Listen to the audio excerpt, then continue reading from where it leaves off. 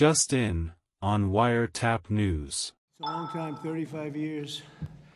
They fought, and now they're friends, and they're going to be friends for a long time. But it's a big, beautiful honor to welcome everyone to the White House for this very historic peace summit between Armenia and Azerbaijan.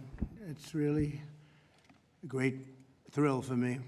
I love seeing good people get together, and that's what you have. You have two great leaders. I want to congratulate these two visionary people, Prime Minister Pashinyan and President Aliyev, for coming to Washington to sign this momentous joint declaration. It's a tremendously important document, and it's been a long time in coming. They were explaining before that so many times they thought they could get there. It never happened, just never happened. I also want to thank Secretary of State Marco Rubio, Special Envoy Steve Witkoff, and their teams at the State Department. And I see that we have Chris Wright outside and Senator Steve Daines sitting right here. Thank you, Chris. Thank you very much. And Steve, thank you very much. And we have some other wonderful dignitaries, including the dignitaries from your country. But they provided tremendous diplomatic assistance. And Marco, congratulations. It's a big thing. Keep going. He's got many jobs. And then, of course, you would say Steve was quite influential. I call him Henry Kissinger, who doesn't leak. For more than 35 years, Armenia and Azerbaijan have fought a bitter conflict that resulted in tremendous suffering for both nations. They suffered gravely for so many years. Many tried to find a resolution, including the European Union. The Russians worked very hard on it, never happened.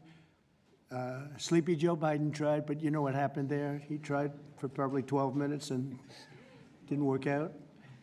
And many other countries tried, and they were unsuccessful. But with this accord, we've finally succeeded in making peace, and we just left the Oval Office where we signed voluminous documents and very important elements to the agreement. The country of Armenia and Azerbaijan are committing to stop all fighting forever, open up commerce, travel, and diplomatic relations, and respect each other's sovereignty and territorial integrity, so importantly. And I just spent a lot of time with these two men. I think they're going to have a great relationship. You want to know the truth? They didn't see each other that much, but they probably will. I think they're going to have. I think you two are going to have a great relationship. I have no doubt. And if you don't, call me and I'll straighten it out. Okay. Very importantly, we have also resolved the key issue that foiled previous negotiations. This declaration establishes what they are calling a great honor for me. I didn't ask for this. The Trump route for international peace and prosperity, which is a special transit area that will allow Azerbaijan to get full access to its territory of Nakhchivan while fully respecting Armenia's sovereignty. So they're going to be able to really live and work together, and it's amazing. So that's a very important territory, I guess, very special territory to you, and now they work together. Armenia is also creating an exclusive partnership with the United States to develop this corridor, which could extend for up to 99 years. And then they promise in 99 years they'll extend it, right? You'll promise. But we anticipate significant infrastructure development by American companies. They're very anxious to go in to these two countries, and they're going to spend a lot of money, which will economically benefit all three of our nations. This is incredibly positive news for the future of the entire region, and it's a very important region, as you know. Additionally, the U.S. is signing a bilateral agreement with both countries to expand cooperation in energy, trade, and technology, including AI. And in terms of energy, Chris is here representing our country, and there's nobody better than Chris Wright. And Chris, I understand it's very fertile. It's a very fertile area. So I appreciate everything you've done. You've done amazingly well. We've got the gasoline prices coming way down from where they were. And it's really been something to watch. We are drilling like We haven't drilled in many years. I guess I could say ever before, and we just started. We're also lifting restrictions on defense cooperation between Azerbaijan and the United States of America. The president, that's a big deal. Unless, is that important to you? I think so. That was pretty good. They're very happy about that. So am I. As president, my highest aspiration is to bring peace and stability to the world. Today's signing follows our success with India and Pakistan. They were going at it.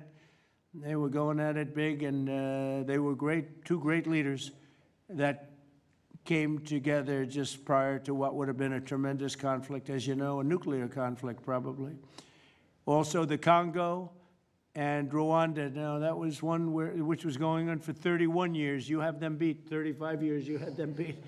But that was going on for 31 years, and we have it all done, and people are very happy. That was a rough one. That was nasty. 7 million people that they know of died.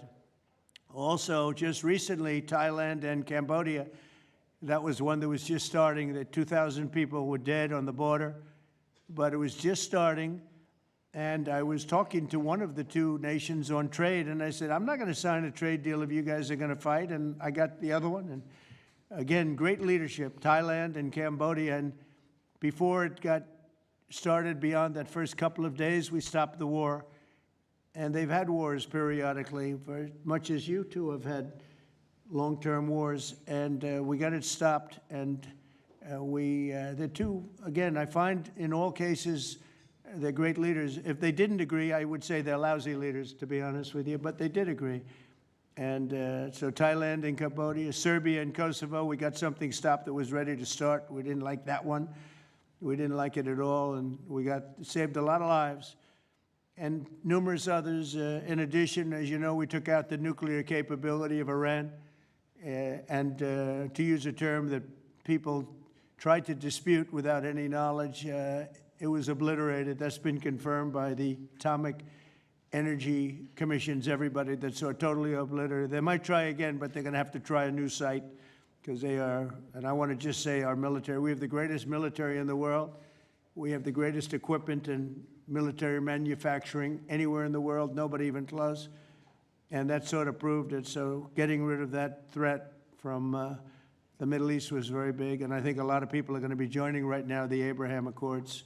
It's going to be very important. So hopefully we're going to have many more successes. I hope we're not going to have too many more in this field, because hopefully we're not going to be seeing too many more wars. But I came in and this whole world was on fire. All these things were sort of happening. We've only been here for 6 months. The world was on fire. We took care of just about every fire, and we're working on another one that you're reporting on very strongly with Russia, Ukraine, and we'll have some more information for you a little bit later.